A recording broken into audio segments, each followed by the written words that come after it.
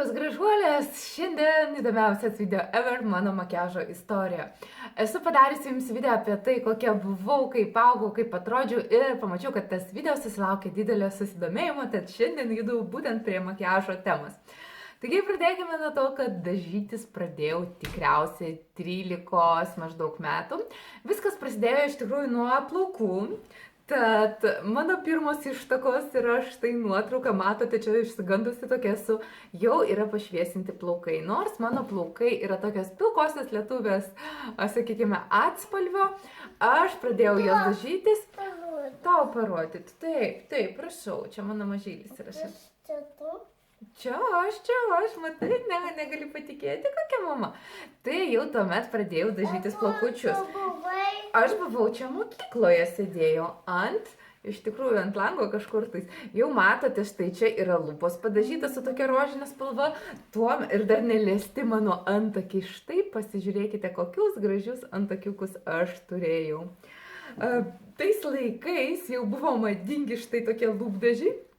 Jie tokie šviesiai rožiniai buvo ir tokie su blizgiu, ale tokie įsidabrinė atspalviai. Čia matau jau aš šiek tiek esu pasidažusi su tušu, bet tai buvo proginis variantas, tai tikrai nebuvo kasdienis. Tai vat, mano makiažas prasidėjo nuo štai tokio atspalvio lūpdažio, na ir nuo tušo akims. Aš prisimenu, pirmoji mano makiažo priemonė buvo, kurią gavau dovanų iš draugės kalėdoms. Tai buvo būtent blakstienų tušas. Na ir nuo tada... Nori prisėsti su manimo saldai? Nori. Ateik, jis mane ziuzikai. Pasakyk labas. Ir pasakyk, ką valgai. Bulvę? Gerai, pasakojam toliau. Prisijungęs pilietis mano mažas. Na ir sekanti nuotrauka atrodo štai taip ir aš parodysiu, tetoms parodysiu, kaip aš atrodžiau. Ar matote tą sruogą nuostabėje, kuri nudažyta, vėlgi tas pats lūpdažis. Čia mes nusprendėme su draugėmis, būdamos dar mažas, pasidaryti, nu čia gal man kokių 14-15 metų, nusprendėme pasidaryti tokią fotosesiją, net nežinau, iš kur tas buvo korsetas pas mane ir kaip mes tai sugalvojame, bet tiesiog mes štai tokiu būdu smaginomės. Dar tie buvo fotikai tokie, žinot, kur sublykstė. Ir čia vėlgi kažkokie netgi žydri šešėliai matosi ant manęs. Ir tie tokie tiesesni antakiukai, na, pažinti tikriausiai mane yra sudėtinga. Tad pirmi mano bandymai pasidažymo prasidėjo maždaug nuo 13 metų. Mokykloje pas mus dažytis kaip ir negalima buvo. Prisimenu, viena mergaitė chemiškai pasidažė blakstienas ir mokytoja jai liepė išsiplauti akis, nes atseit jį pasidažysi su tušu. Ta mokytoja buvo tokia šlykšti senmergė ir, na, pati nesidažydavo, jos mama irgi buvo mokytoja ir irgi nesidažydavo, abi buvo tokios negražios, aš kaip prisimenu jas. Ir man buvo toks piktis, kad mano tai klasiokiai liepė plautis tas akis ir taip toliau, jos iš tikrųjų buvo tokios pavydžios, jos pavydėjo, kad jinai gražiai atrodo, nors aišku, jai gal buvo per maža ir panašiai, bet matėsi jų toks pavydas, kad vat, tai jos sakydavo, kad jinai per daug aukso ant savęs nešioja ir panašiai, kaip vaikas. Žodžiu, jom knetėjo viskas, bet kad jos pasirūpintų, patartų kažką gražiai ir panašiai, na, taip nebuvo, jos verčiau negražiai elgėsi. Man nebuvo prioritetas dažytis į mokyklą, man tuo metu rūpėjo sportai, aerobikos ir panašiai, taip kad tie pirmi bandymai, jie nebuvo tokie. Mano tas blakstienų tušas gyvavo tikriausiai pirmas keletą metų, na ir man nebuvo svarbu su juo dažytis. Po to jau kokių 15 metų čia aš esu su savo pirmąją meilę, pirmoju boyfriendu. Pažiūrėkite, jau plaukai ganėtinai šviesesni, na, gražus berniukas, ką ne? Tai buvo mano pirmoji meilė jo. Ir pažiūrėkite dabar, kaip atrodo mano antakiukai, jau jie yra planesni, čia neaiškios spalvos iš viso lūpdažiukas toksai. Jau tokia blizgi bliskutė, ką galiu pasakyti, jau tuomet pradėjau ryškiau dažytis šviesiai savo plaukus, na ir matau, kad jau patamsinta čia yra su pieštuku šiek tiek akytės, taip kad jau 15 metų jau prasidėjo tokie rimtesni pasidažymai, bet vėlgi ne kasdien.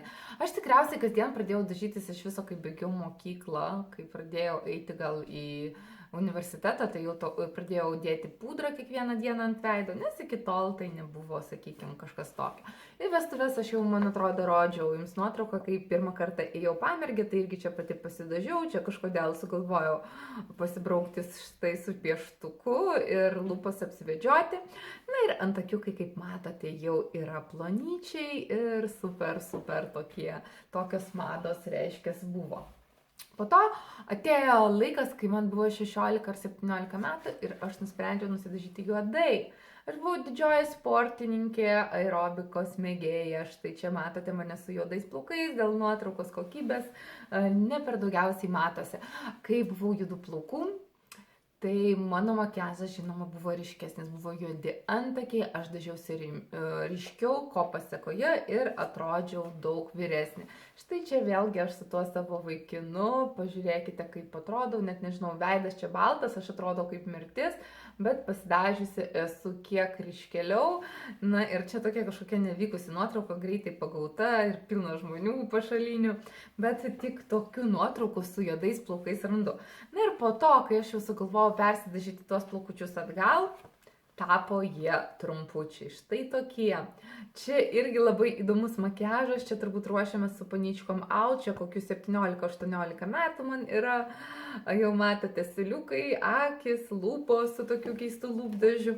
Ką galiu pakomentuoti? Jau čia akis apsivedžiodavau ir taip, ir apačioj. Aš visiškai nieko nenumaniau apie makiažą. Tuo metu nebuvo jokių video, tuo metu nebuvo jokių pamokymų, nieks manęs nemokino. Ką mačiau, mama darosi, tą maždaug ir aš darydavausi, arba ten sesuo mano vyresnė, bet jokių tokių sugebėjimų makiažinių pas mus nebuvo iš tikrųjų ir mes dažydavomės taip, kaip mums atrodydavo teisinga. Jeigu gatvėje kažkurios ten merginos vaikšto su planais antakiais, tai mes galvojame, kad tai yra madinga ir taip dažomės. Lūpdažis, nesvarbu, ar jis tau tinka ar ne pagal spalvą, jeigu gatvėse merginos vaikšto su tokiais, reiškia ir man reikia. Vėliau jau sekė mano pačios mados, jau matote, štai čia koks ryškus makiažas, taip pat rožinis lūpdažis toksai ryškesnis, gal va taip rodysi, nežinau kaip, nes atsišviečia šviesas visur, šiandien su telefonu tiesa šanuoju. Na ir jau tas makiažas rimtesnis, man pačiai jis čia visai nieko, jau čia buvo priklijuotos blakstienos, jau aš daugiau išmaniu. Man gal ta meilė makiažui ir suvokimas apie makiažą iš tikrųjų jisai yra iš vidaus. Man nepasakyčiau, kad kažkokie mokslai, man buvo jau tas mokslai, man davė makiažo bazinės tokias žinias, kur aš žinojau, kaip kas turi būti, bet tą tokį, žinot, rankos linkius, rankos ten judėjimus, nedrebėjo man niekuomet ranka dirbant, darant makiažus. Visa tai yra iš vidaus iš tikrųjų. Aš nemanau, kad to galima labai jau ten mokytis išmokti. Žinoma, kaip ir meškos išmoksta šokti, taip ir bet koks žmogus tikriausiai išmoks, bet vėlgi, kai tai yra įgimta, tai lengviau gaunas ir nupiešti ir taip toliau. Jau bebaiginėdama mokyklą, čia yra su 12 ar 11, vėl su šviesiais tais plaukučiais, čia pasidarydavau tokius aledredus, nežinau kaip čia pavadinti. Na ir štai matote, čia makiažas, jau lūpos kokios ryškios, akytės, antakiai plonyčiai ir panašiai. Vienu metu iš tikrųjų buvau antakius išsipešiojęs taip, kad jie buvo štai tokie lygus. Man tai patiko, man tokie papiktinti antakiai, kai žiūri taip maždaug ir tavo žvilgsnis yra toks piktas, man atrodė tai be galo žavu, be galo gražu, kol mano viena klasiokė nepasakė man, kodėl tavo antakiai atrodo taip nenormaliai, jie nupešioti iki pusės, iki čionais, nes štai nuo čia man jie nusileidžia, aš čia buvo nupešioti ir eidavo štai taip lygiai tiesiai. Iš tikrųjų, labai sunku yra dalinti patarimus, nuo kada verta pradėti dažytis, nes kasdien vos nesulaukiu tokių klausimų iš mergaičių, ar man galima dažytis, man tiek metų. Iš tikrųjų, kažkokius pirmus bandymus, kažkokį turėti lūpų blizgį arba kažkokius ten šešėlius šviesius ir panašiai galima iš tikrųjų nuo vaikystės, bet tai nereiškia, kad su tom jūs turite teptis eidamos į mokyklą ar eidamos į gatvę. Galite eksperimentuoti namuose, pasidažyti, pasifotografuoti, pažaisti tokius mergaitiškus žaidimus. Tame nieko blogo iš tikrųjų nematau. Bet jeigu 10 metų tikrai nepatarčiau prisidažyti ir eiti į mokyklą, nes Pagal amžių tai tiesiog atrodo galbūt ir juokingai, galbūt ir netinkama ir galų galia tų įgūdžių galbūt dar nėra. Namuose galima tikrai žaisti viską, ką tik įsivaizduojate. Na, o rimčiau dažytis aš rekomenduoju jums tada, kai jums leidžia tai daryti mama. Jeigu mamytė jau sako, kad taip, jau gali dažyti su blakstienų tušu ar panašiai, tai tikrai drąsiai galite savo tai leisti daryti. Nes vis tik jūsų tėvai geriausiai mato jūs ir žino, kada laikas, kaip atrodo viskas ir panašiai. Kartais mes pačią save iš šonų negalime savęs vertinti. Ir tą patį galiu pasakyti apie save, man tuomet atrodė, kad čia žiauriai kietai, žiauriai gražu ir man čia būtina pasidažyti ir panašiai. Na, o būdama vaikas, aš tikriausiai gatvėje atrodau juokingai. Lygiai taip pat, kaip mes sugalvojame pasidaryti su draugėmis štai tą fotosesiją, tokią aleseksį, kur matėte, na, kasgi mes buvom vaikai, mes tiesiog kažką pamatėme per televiziją arba kažkur ir nusprendėme padaryti tą patį. Visa laimė, kad tesibaigė tokiom fotosesijom ir nieko daugiau. Ir kur gavome nuotraukas, pasižiūrėjome, pasijuokėme ir tiek. O šiais laikais iš tikrųjų yra daug daugiau įvairiausių kaip pasakyti, rizikų, įvairiausių blogybių, yra internetas, netyčia kas nors gali mesti jūsų nuotraukas ar panašiai, na, tiesiog galite dėl to nukentėti, dėl to aš paturiu neskubėkite niekur, viską spėsite, pasibandyti tikrai, sakau, galima, namuose, kai nieks nemato ir panašiai, na, o į gatvę eiti pasidažysiams jau galima šiek tiek vėlesniam amžiui, bet vėlgi pasikartosiu, kada tai turi būti, aš jums tiksliai tikrai nepasakysiu. Jeigu tai daro jūsų draugis, tai nereiškia, kad jau turite tai daryti ir jūs. Kokią kosmetiką, nuo ko pradėti, ką pirkti ir panašiai, tai aš nekartą sakiau, kad galima pradėti nuo kažko paprastesnio, nuo tokių dalykų kaip, pavyzdžiui, Essence kosmetika, labai pigi, pakol kokybė nėra jau tokia prasta, tai šiaip pasibandymui, pasitepliojimui tikrai galima tokio įsigyti mergaitėms ir pasižaisti. Na, o po to galima jau pereiti prie kažkokių brangesnių ir geriau išsilaikančių produktų, kai jums reikia ten ilgesnio patvarumo ir panašiai. Man atrodo, kad mokykloje nebent vyresnėse klasėse mergaitės jau tos subrendusios, kurios neatrodo kaip vaikai, galėtų pradėti kažką tokio jau naudoti. Ką aš galiu apskritai pasakyti apie savo makiažo pasaulį, kad man tai yra labai svarbus dalykas. Aš žinau, kad aš ir be makiažo atrodau gražiai, nes tai man yra sakę labai daug žmonių, kai man teko nesidažyti dėl akių operacijos ir panašiai, bet aš jaučiuosi tarsi nuoga. Man tai yra įprotis, priklausomybė, aš tą pripažįstu. Bet aš tai vynioju į gražų popieriuką, aš visuomet galvoju apie tai, kad makiažas man yra visų pirma buvimas su savim. Kiekvieną rytą aš atsisėdu prie veidrodžio, aš dažausi ir viskas. Stop, visas pasaulis sustoja, kas besidarytų, kas bevyktų, aš turiu pasidaryti makiažą. Dar nebuvo gyvenime situacijos, kad, tarkim, aš darausi makiažą ir štai kažkas sutrukdė ir aš nusprendžiau nesidaryti makiažą, dar taip nebuvo. Tai yra laikas pasibuvimo su savimi. Kiekvieną dieną, gal kokių 20 minučių aš skiriu makiažui savo ir tai yra būtent mano laikas, kurio nieks negali nutraukti, mano ryto rutina, be kurios iš tikrųjų negaliu gyventi. Aš manau, kad man reikia pasiriškinti tik antakius maždaug ir tuom gal būtų baigta, nes mano oda nėra problematiška, nes aš neturiu kažkokių raudonų dėmelių, neturiu per daug dar ir raukšlių, nieko. Bet mėgstame mes pasiriškinti skruostikaulius ir lūpytės pasidažyti, ir akytės pasidažyti, viską mes mėgstam. Aš be ko negaliu gyventi kiekvieną dieną, tai aš visuomet pasidažau antakius, po to būtinai pas mane yra akių pravedimas su laineriu. Ir taipogi tušas. Tai yra būtini dalykai. Visa kita yra improvizacija, pagal norus, pagal pageidavimus, žinoma, pudra. Skista pudra yra ant viršaus dar sausa užtvirtinimo, bet visi ten skaistalai, ar tai highlighteriai, ar tai šešėliai, čia yra jau toks tiesiog pliusiukas. Na, kartais pagal nuotaiką mėgstu prisikliuoti ir blakstienas, bet tai jau reikalauja tam tikros specialaus nusiteikimo arba kažkokio vakarėlio, kažkokios progos ir panašiai.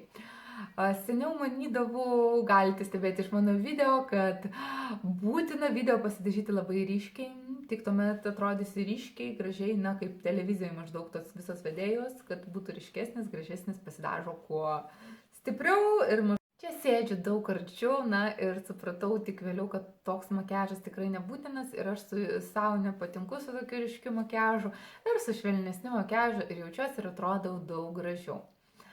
Tai va, tai būtų gal tiek iš mano makiažo pasaulio. Galbūt pamiršau kažką paminėti, nežinau, iš tikrųjų toks crazy video, čia vaikas ateina, man trukdo, čia kažkas, nusprendžiau vat štai filmuoti su telefonu, matau, kad visai nebloga kokybė, kaip vakariniam apšvietimui, tikiuosi nesupyksite dėl kokybės.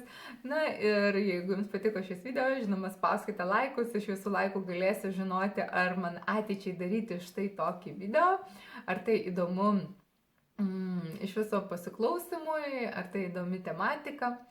Na ir ateityje galvoju padaryti dar daugiau tokių spontaniškų video, nes mano metiniai pažadai visuomet būna, kad kodėl aš pastoviai darau tokius kažkokius planuotus video, reikia daugiau tokio spontaniškumo, tiesiog atsisėdi prieš kamerą ir kalbi bet kokią temą, kaip kad šiandien nusprendžiau, bet štai viena iš jūsų paprašėt ir aš atsisėdau prieš kamerą ir nufilmavau šį video.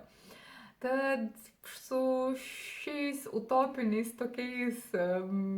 tokiom svajonėm aš baigiau šį video. Tikiuosi dar tokių bus ir ačiū Jums uždėmesi, ačiū, kad išbuvote šį kartą su manimi. Mano kalba galbūt nebuvo sklandžiausia, nes vis tik savaitės pabaiga, penktadienis, vakaras, filmuoju Jums ir, nu, baigiu šnekėti, baigiu. Tai ką, gražuolės, ačiū Jums už tai, kad esat su manim. Aš tikrai tą labai vertinu. Ir labai vertinu jūsų komentarus, kai man parašote daug, mažai, bet ką, bet kur, bet kaip. Tiesiog man tokia nuotaika, kad aš šiandien labai jūs myliu ir dėkoju Jums uždėmesi. Iki sekančios. Galima valgyti į kamerą, ir vis tiek valgo į kamerą bulves. Taip, valgai bulves? O tu, mama, mėgsti žiūrėti mamą, kai mamytė dažosi? Taip, o mamytė gražiai dažosi? O jūsų mergaitės į darželį dažosi? Jau galima dažyti, ne, nesidažo dar, o kiek jom metų mergaitėm? Kiek metų mergaitėm darželį? Gali atsakyti? O tiek daug, jos dar į darželį vaikšto? Man atrodo, meluoji. Ką?